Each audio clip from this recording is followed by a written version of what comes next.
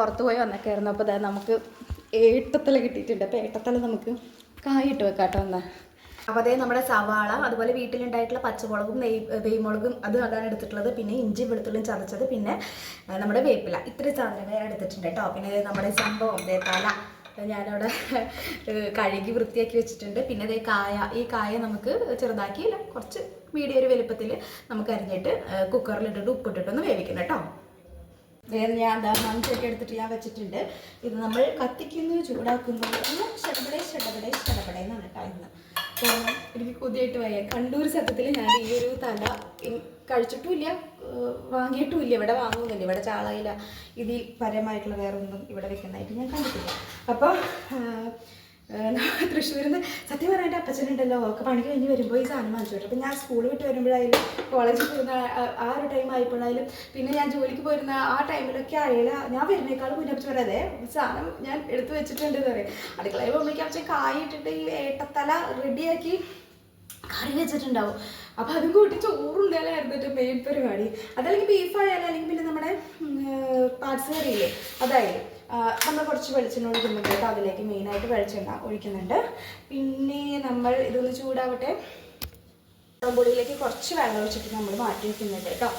കുടംപുളിയാണ് ഇതിൽ മെയിനായിട്ട് ഇടാനായിട്ട് പോകുന്നത്. പിന്നെ അത് ഞാൻ ഈ കായ ഒന്ന് വെട്ടി വെക്കുന്നുണ്ട്. കായ ഒരു മീഡിയം കഷ്ണമായാൽ മതി കേട്ടോ, ഒരുപാട് വലുതൊന്നാവണ്ട. ഇത്രയും പോകുന്നൊരു കഷ്ണം മതി കേട്ടോ കായ.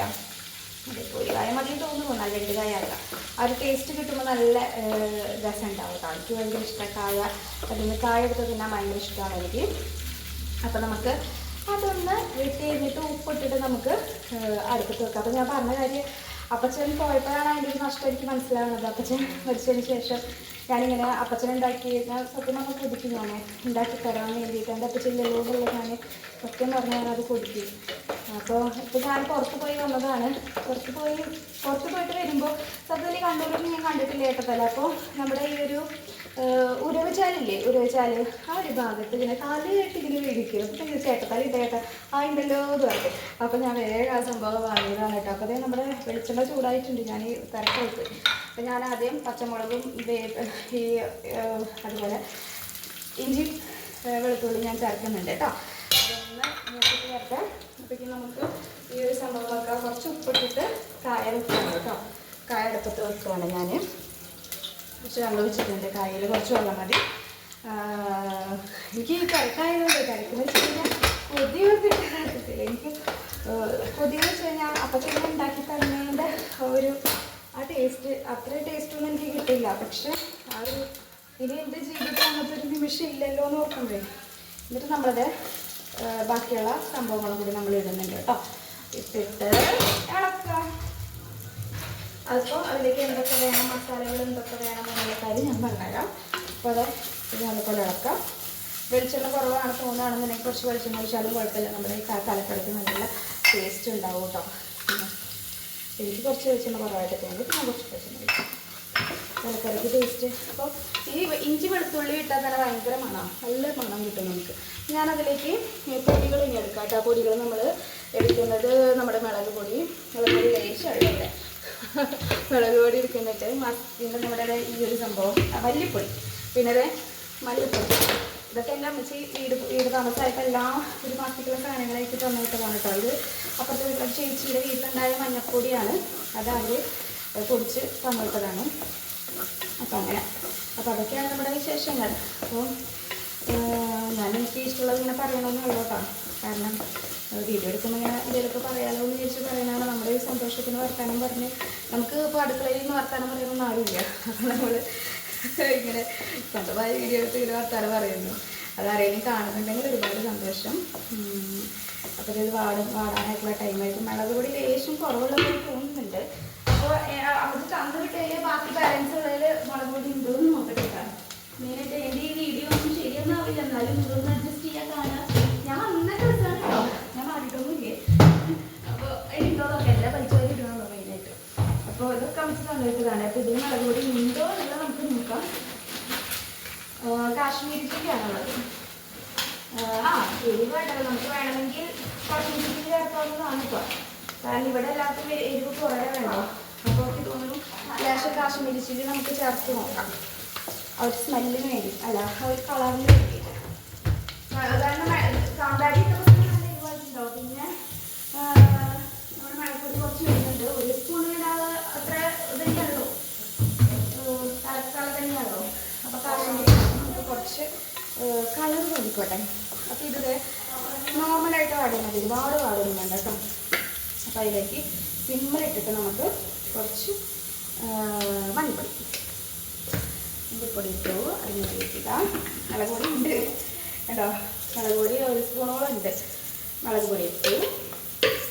ഇനി മല്ലിപ്പൊടി അല്ലേ, മല്ലിപ്പൊടി കൂടെ കുറച്ചിട്ട് അത് സൂപ്പറായിട്ട് നമ്മൾ കായ് ചെടപടയിൽ പറഞ്ഞിട്ടോ കാശ്മീരി ഇടാം.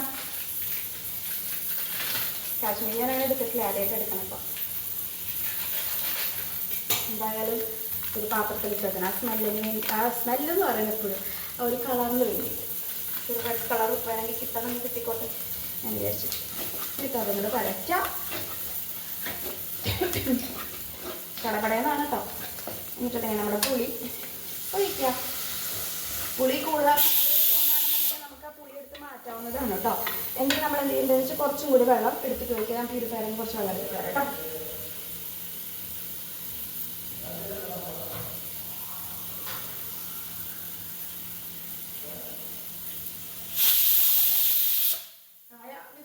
പ്യൂരിഫയറിൽ കുറച്ച് വെള്ളം എടുത്ത് ഒഴിച്ച് എന്നിട്ട് കുറച്ച് ഉപ്പ് കൂടി ഇടാം. എല്ലാത്തിനുള്ള ഉപ്പ് വേണ്ട. ഉപ്പിട്ടു. ഇനി നമുക്ക് എന്ത് ചെയ്യുന്നത്, ഇത് ലേശം ഒന്ന് തിളക്കുമ്പോഴേക്കും നമുക്ക് ഏട്ടത്തല ഇടാം കേട്ടോ. ഇപ്പം കൂട്ടാവാൻ 1 മിനിറ്റ് ഞാൻ ഏട്ടത്തല വാങ്ങിച്ചിട്ടുണ്ട്. 5 മിനിറ്റ് ഇപ്പം ആവും. പിന്നെ മീനൊക്കെ പെട്ടെന്നാവും. എനിക്കാണെങ്കിൽ സത്യം പറഞ്ഞൊന്നും വെച്ചിട്ടില്ല കാലത്ത്. ആ പുട്ട് വെച്ച് വേറൊന്നും വെച്ചിട്ടില്ല. സംഭവം വരയ്ക്കുന്നുണ്ട്, പക്ഷേ ഈ സാധനം കൊണ്ട് എനിക്ക് കഴിക്കാനൊന്നും ഒന്നുമില്ല. നമ്മളിവിടെ പുളിങ്കറി ഉണ്ടാക്കിയിട്ടുണ്ട് കേട്ടോ. പുളിങ്കറി ഉണ്ടാക്കിയിട്ടുണ്ട്. അതുപോലെ തന്നെ ഓലന ഉണ്ടാക്കിയിട്ട് ഞാൻ പോയത്. വെച്ചതിട്ടാൽ മതി, കൊതിയിട്ട് പോയ. സത്യം പറഞ്ഞില്ല, പക്ഷേ ഉണ്ടാക്കുന്ന ഒരു ടേസ്റ്റ് ആയതുകൊണ്ടേ എനിക്ക് എന്താ പറയുക, പറഞ്ഞറിയിക്കാൻ എനിക്ക് കഴിക്കും മെയിനായിട്ട്. ഇത് വൈകുന്നേരം ഞാൻ ബീഫ് ഉണ്ടാക്കുന്ന വീഡിയോ ഇടാം കേട്ടോ. എനിക്ക് കാണാണെന്നുണ്ടെങ്കിൽ കാണണേ. കായ വെന്തിട്ടിട്ട് അതിൽ വേറെ മഞ്ഞപ്പൊടി ഒന്നും ഇട്ടില്ല, വെറും ഉപ്പ് മാത്രം ഇട്ടിട്ടുള്ളൂ കേട്ടോ. കാരണം അതിലേക്ക് ഇടുമ്പോൾ എല്ലാം ഇൻസെക്റ്റ് ആണല്ലോ, അതുകൊണ്ട്. അപ്പോൾ അതേ നമ്മുടെ കറി ഇതേന തിളച്ച് വരുന്നുണ്ട്. അപ്പോൾ അതിലേക്ക് നമുക്ക് ഏട്ടത്തല ഇടാം കേട്ടോ.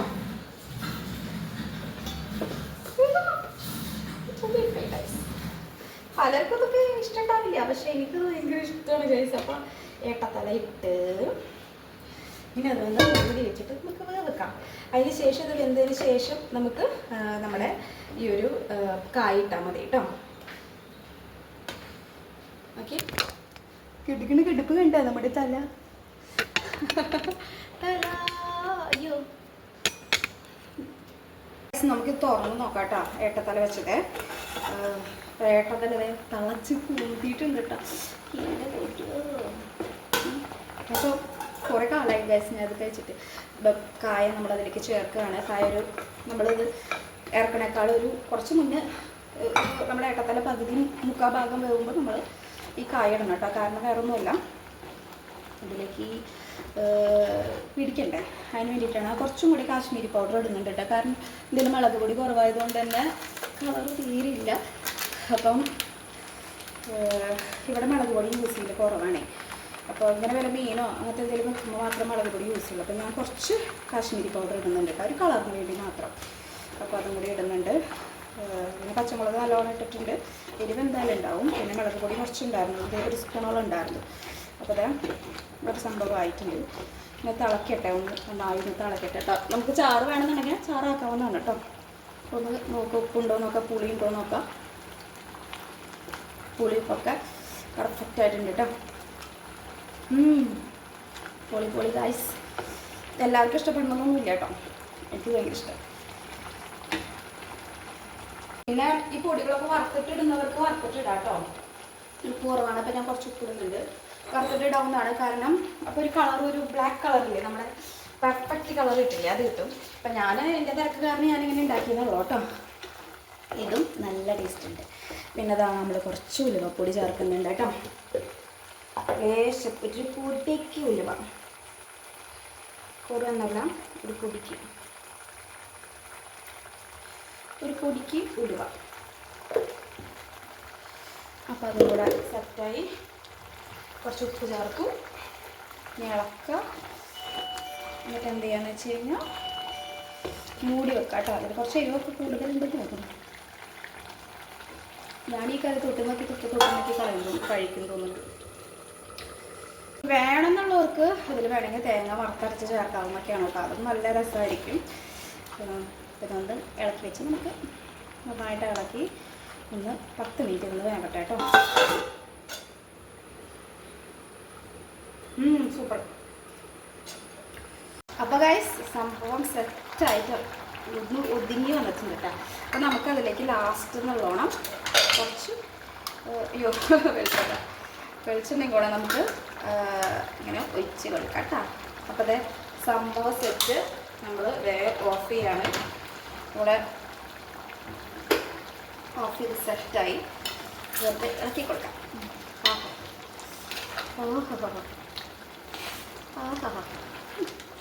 കൂട്ടിയിട്ട് അപ്പച്ചുണ്ടാക്കി തന്നെയല്ല കഴിച്ചപ്പോൾ പറഞ്ഞിട്ട് കാര്യമില്ല. എൻ്റെ ഒരു മനസ്സൊക്കെ കിട്ടി.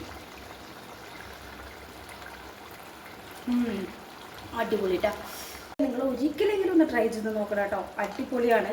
ഇങ്ങനെ വെച്ചാലും നല്ല ടേസ്റ്റാണ്. തേങ്ങ വേണമെങ്കിൽ വറുത്തരച്ചിട്ട് ഇതിലേക്ക് ചേർക്കാം. എങ്ങനെ ആയാലും ടേസ്റ്റാണ് കേട്ടോ. അടിപൊളി ടേസ്റ്റാണ്.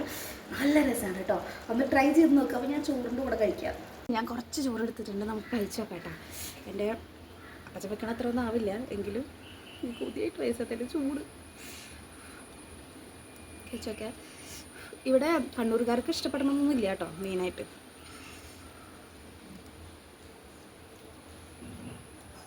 അടിപൊളി. ഞാൻ വെച്ചോണ്ടല്ല, ഏട്ടത്തല ആയതുകൊണ്ട് സത്യം പറഞ്ഞു കഴിഞ്ഞാൽ